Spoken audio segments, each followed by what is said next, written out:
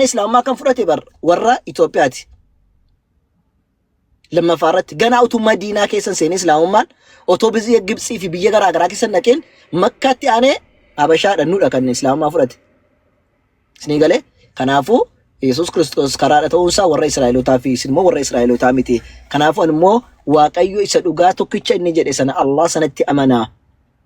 Allahn sun immoo afaan Amaariffaa ta'e malee Yesuus Kiristoos Eloohi Eloohi lamaa sabaqxanii jedhe. Eloohi Eloohi jechuun Ilaahi Ilaahi jechuudha. Afaan Ibraayistiin. Eloohi Eloohi Ilaahi Ilaahi. Si galee yaa Allah kiyya maaliif na dhiiftee jedhe gaafa fadhifamu. Kanaafuu Allah tokkicha sana inni kadhataadhaa ture. Gadi bu'ee addaan sagadaa fi ture sanatu Waaqa isa dhugaati jennee amanna nuti. Isinii galee kanaafuu isa Yesuus Kiristoos isaaf sagadaa tureef haa sagannu sanni kadhataa ture haa kadhannu.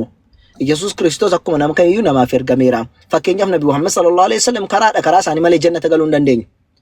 Sahih Muslim irratti Sahih Bukhari irratti maal jedhu Nabi Muhammad sallallahu alaihi wasallam karaa kootiin yookiin natti amanan malee jannata galuun hin jirtu jedhani.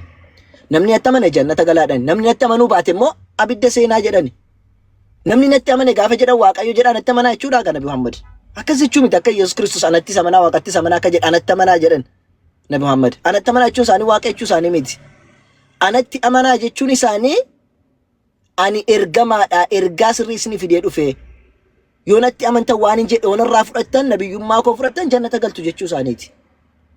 Kanaaf Rabbiin Quraana keessatti immoo boqonnaa 4 lakkoofsa 136 irratti waaxi'ullah waaxi'ur rasuulaa jedha. Allah fi ergamaa isaa hordofaayyuu. Allah fi ergamaa hordofaa jedhee nutti hima jechuudha. Kanaafuu Allah hordofaa gaafa jedhu waan inni Muhammad sallallahu alaihi wasallam itti hime fudhachuun waan Nabi Muhammad jedhe jala deemuun Allah hordofuu waan ta'eef akkas nutti malee Nabi Muhammad Allah ta'aa miti. Mee inshallah waan amma dubbadhe irratti gaaffii qabaattan. Urjii hayyutti naanillee musliimna fakkaatti. Jirtu isin lamaan keessaa mee?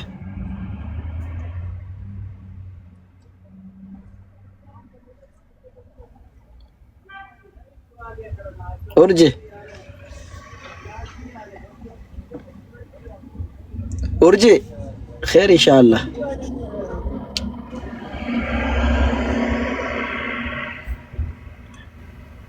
Yono jira jirti.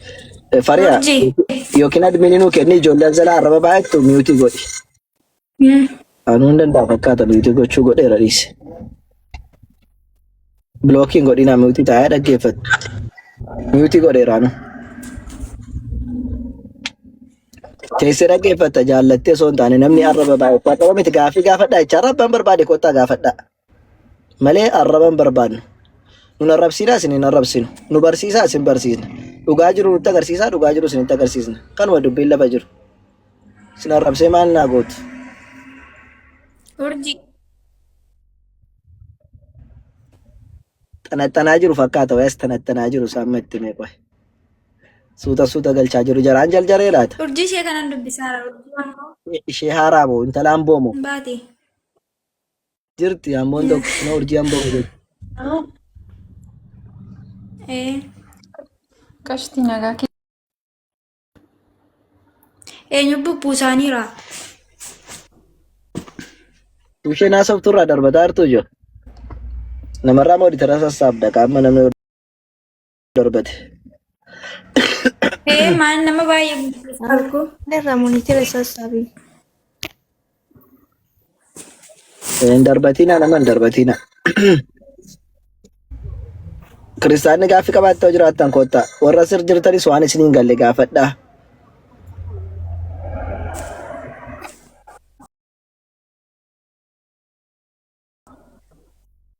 Anu tokko si gashiisuma deebisu. Urjii. Seenteetti. Moderator namni akka kennite.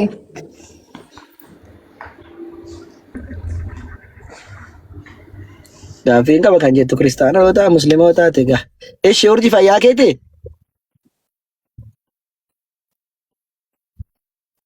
Nagaa fayyaa keedha. Anis nagaa koodha galata rabbii. Atoo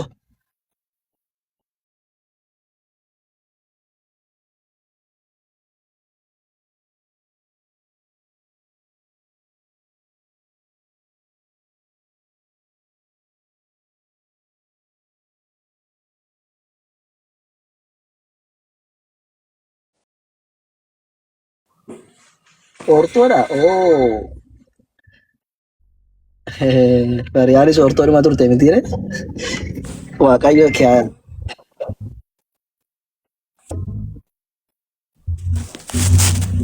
isinis biroochuu hamma darajaa lammaffaarra Anaga. ga'eera.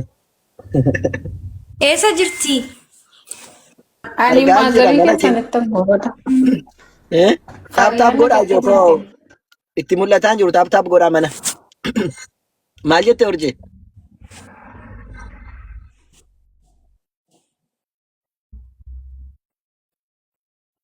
Abshir abshir siinis fuudhee biraan si fida siinis abshirumaa tokko miti. Biraan si geessa maal abbaasaa si baratu waan jiruuti. Wal biraan isin fida wal isin agarsiisa maqaan Sagalee keessatti. ishee dhaga'aan jiru garuu nama biraa dubbataara moo? Dhaga'aan jirtu yoo taate uskutii taa'in hin jeeqiniti.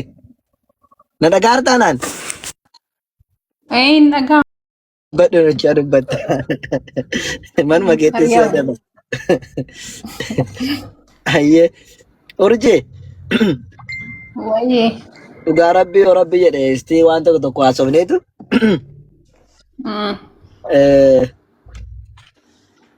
Egaa amman ani muslima rabbi duris muslima godhee na uume garuu harkumaan nuti keessaa baanee inni kaan ortodoksii taane inni kaan pheenxee taane inni kaan waaqeffataa taane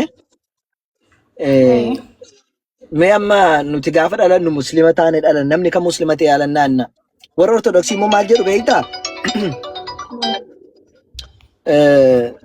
Lakki nuti kiristaanadha jedhu mi'aal tokko bilbila wayii kaasa deebi'a dirqama waan ta'eef dhibama. Wayyee.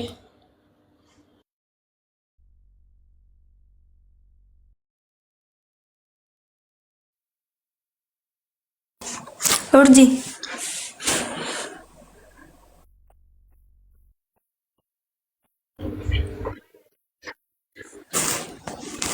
Karuu. Seenaa. Naam. Assalamualaikum. Akkami nagaa fi Sagaleedhaan haasaa deemuun naa eeyyamamaa jiru. Isin eeyyamamaa haasaa ustaz. Ayyeeshi. Xiqqoo isin rurrukutadheetiin isin harkaa miliqaa otoo baates. Innaa urjii faana haasaa jalqabne ture mucaan amala qabeettii wayii natti fakkaatti gaa. Urjii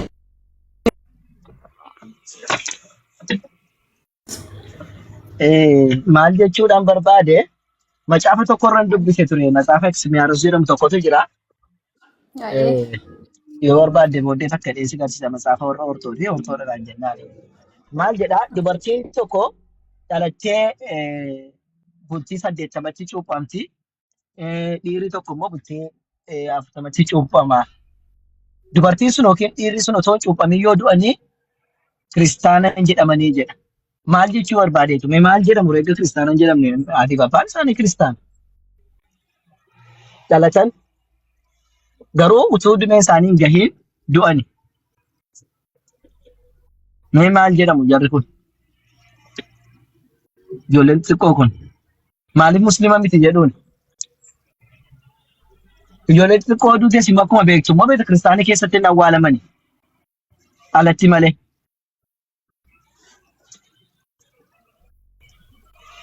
Badhaadhuma yoo hin beekne naasitti urjii rakkoon hin jiru. Suma faana dubbachuu barbaadeen.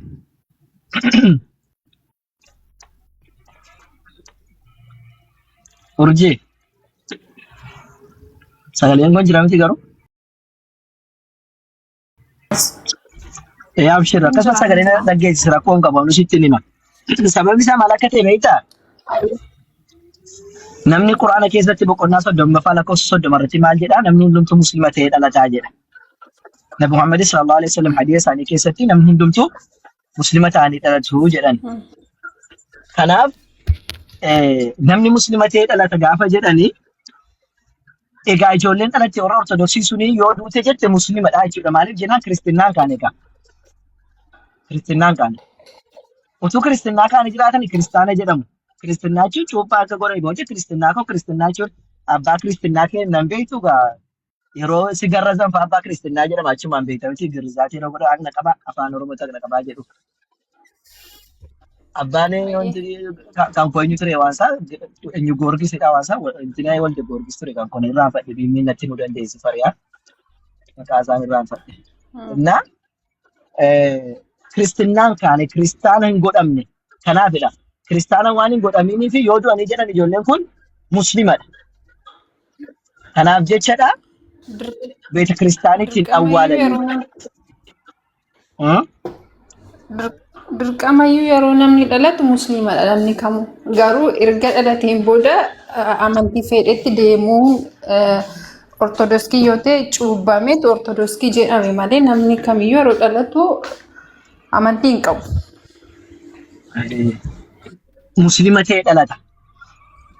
Muslima ta'e dhalata nu biratti. Musliima dhalate garuu amanticha nama amantii barbaadetti immoo naacitu barbaadu dhaqee cuubbamee ortodoksii jedhame dhufa jechuudha. Sirrii keeti. Tole amma Waaqayyo muslima godheen uume maaliif nuti cuuphamname? Amma Rabbiin Quraana keessatti maal nu jedha nuti boqonnaa lamaffaa keessatti cuuphaan cuuphaa Rabbiitu caalaa jedha. Gaafuma dhalatti Rabbiin cuuphee si dhuuma. Si galee cuuphaa isa bishaanii osoo hin taane cuuphee dhuma garaa haadha kee keessaa gaafa baatu muslima taatee cuuphamtee dhuumamte.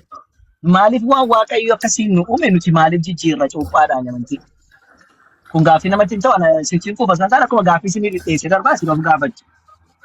Galee namni tokko dhalatee kee namni akka of cuuphee cuuphaa kiristaana ta'ee inni kaan pheenxee ta'a inni kaan ortodoksii ta'a inni kaan kan barbaade ta'a. Garuu nuti warri musliimoonni muslimummaa irratti dhalatee muslima ta'ee jira kan cuuphame tokko hin jiru kan bishaan facaafate tokko hin jiru jechuudha. Tole. Kan biraan immoo deebinee warra ortoo gaafa jecha warra ortootti kaana warra ortoo dhiifama naa godhi warra ortoo amma rakkoon isaanii waaqayyoolee hedduu qabu yookiin waan sagadaniif jechuudha dhiifama naa godhiti. Fakkeenyaaf durbee Maariyaamiif hin sagadu, masqaliidhaaf hin sagadu, hin sagdillishaalleen, የጌታችንና ጣጭቱን ጅራን ilman argannu ilmi kun nu dhufu ture karaa keetiin nu dhufe jedhuun masqaliidhaan immoo utuu ati hin jiraanne waan itti fadhifamu hin jiru situ Yesuusiin nu fannisee dhiiga kee nu dhangalaasee kanaafuu masqalii kanaafis akkuma Yesuusiif akka waaqaaf sagadnu isaaf hin sagannaa jedhu. Dhugaa macaafarra jira baasii garsiisa kana illee quban qabdu taate jechuudha. Garuu amma konkolaachisaan jiraaf malee. So kana qofayyuu miti jarri takla ሃይማኖት takla ምናምን ጣፉን ሰገዱ jechuudha. Guyyaallee isaaniif kabajaan qabu. Kanaaf akka warra ortodoksiitti waan hedduudhaaf sagadama. Yaamoon ortodoksiis ta'e pheenxee garuu saganni sagadamu sun sagada sirriidhaa miti. Kan sagadamuufi qabu Rabbi tokkichaaf malee namaaf hin sagadamu. Fakkeenyaaf Yesuus Kiristoosiin gaafa waa'ee isaa isinitti himanii bakka imimmaantu siin qaba. Fakkeenyaaf Isaayyaas kuuti raajiin isaa dubbatameera. Daani'el keessatti faarfannaa keessatti dubbatameera. Siin jedhanii dhufanii Maarqos keessatti gaafa isaanii dhugaadha seetaati. Bakka nuuf jedhee cubbuu keenyaa dheereeffamee dhangala'ee ilaaluun isaayyuu jibbamee midhaan gaafa jedhan dhugaa seeta. Gaafa dhaqxee qoratu Yesuus Kiristoos cubbuu isa kamiif sii du'e gaafa jettee laatu cubbuu sii du'e fuun qabu. Mee ati Joorjii fi dhiifama naa godhiti cubbuu kootiif jecha du'e jettee Yesuus Kiristoos amantaa?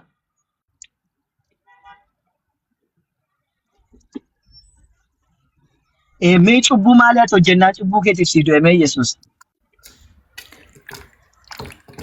Yaa balleessaa koo jechuun fakkeenyaaf nama hatsiyaati hojjete hundaaf balleessaa keef kan adabame isa waan ta'eef ani immoo isa nan kabaja. Waan inni maal balleessite? Balleessaa fannifamee dhiiga isaa kan dhangalaase anaa fedhee waan ta'eef dirqamadha. Cubbuu keetiif jedheetu miti? Ayyee. Cubbuu maal dalagdeeti? Maa ilmoo namaa taa'ee namni cubbuun dalagne jira moo ustaas? Inni qaata fannifamee darbe bara. Saganaa har'aasii fannifamee isa darbe Yesuus qaata fannifamee darbe.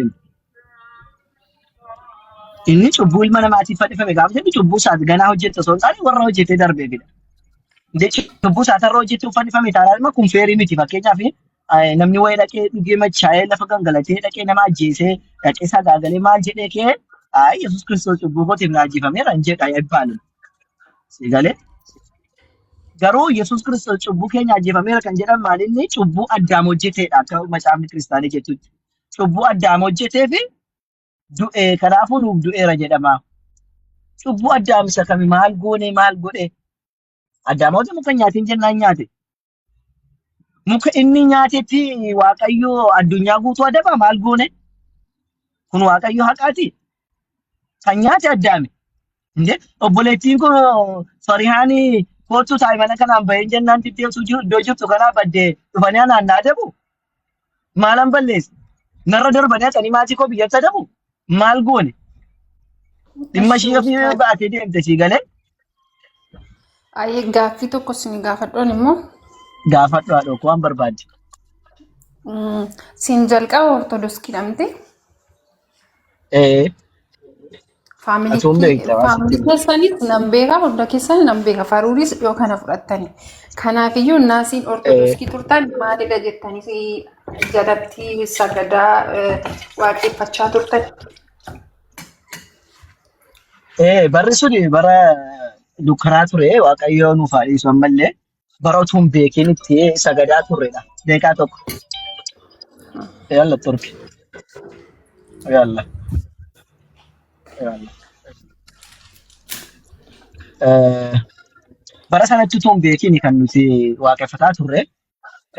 Tokkoffaan akkuma beekamu namni waan abbaa faatii irra jiru irratti dhalata. Gaafa dhalate immoo akkuma abbaa faadhaa waaqeffata. Yeroo suqe immoo waa dubbisuu jalqaba, waa laaluu jalqaba. Sii galee otoo maal jettu waaqeffattuuti waaqeffannaa ortodoksii bichaa ji'a tokko immoo lama Fiqireen Fiqaaduu fa'aa shaqqalatanii harkaa miliqeemu.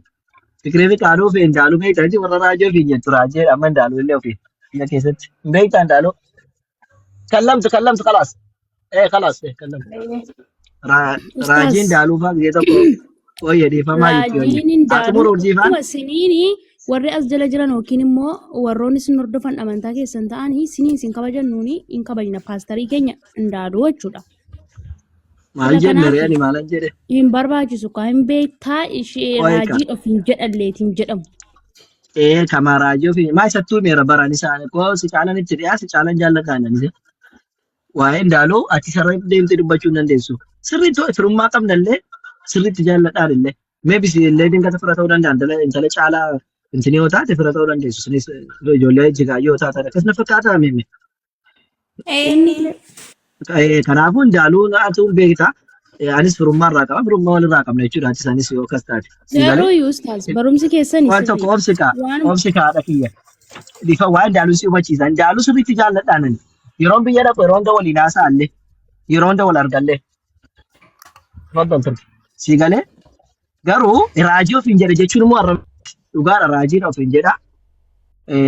Ustaazi asirratti gaaffii qaba kan asirratti ustaaz xiqqoo ishee nama nu bira hin jirre maqaa isaa kaasuun hin barbaachisu nuti isin dhaggeeffachaa irraa erga jalqabaa kaasnee isin hordofaa jirra nuti asuma keessa jirra waan ta'eef. Deemsise dhiifama. Seenaatu dinqa taksi nageesse pheenxees ta'een ture jechuu barbaade isinitti barbaadeen shima kana jedheen darbaadan kaaseeti. Kanaaf Fiqiree Fiqaaduu fi Indaaluun gisee tokko natti sabbakanii geedootti yeroo iskuulii barannu sana achi kootu gaafuma tokko naan jedhanii lakkiin jedheen fatanaa xumuraa fattanmaa irraa 60 keessaa natti lallabanii dhumarra didee dhumarra gaaf tokko gaafa galuuf jennu na fuudhanii deemanii ishi jedhee jilbeeffata akka nu kadhannu jedhanii hojiriin jilbeeffatte. Qoyaaltatte.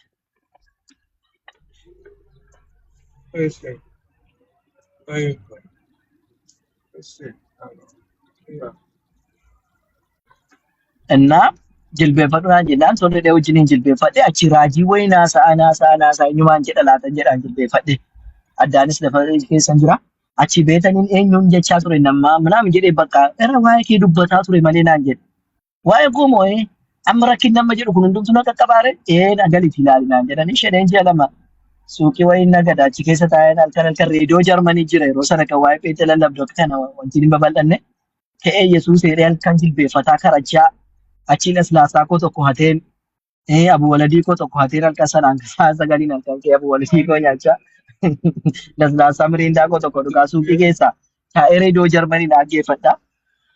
Otoon akkas jedhu gaaf tokko Qamaruu Seenii dhaggeeffadhe edaa jarri kun na sobaa turanii jedhanii gaaffii sana fufuradhee dhaqee gaafira gara bira. Na Biraanuunis jira Biraanuu immoo beektu paastarii isaa adeenyaadhaan immoo beektu.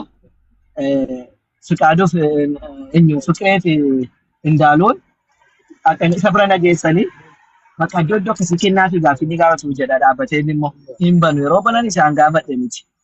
isa se gaafadhe miti Pastor Biraanuu jenna ishi qayyiruudhaati ziboota ammas hin qayyaru hin jiru bakki sun. Akkatti gudii wal jenne maaluma fuudhaa kaaseetti kana dheen kaaseetti qamaruu isheen affeeree biraa deeme gaafuma sana gargar ba'anii anis innasuman islaamummaa koo fudhadhe san booddee khalaas.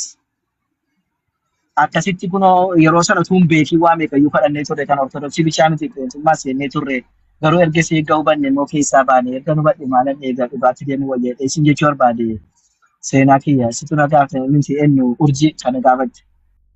Sigalee.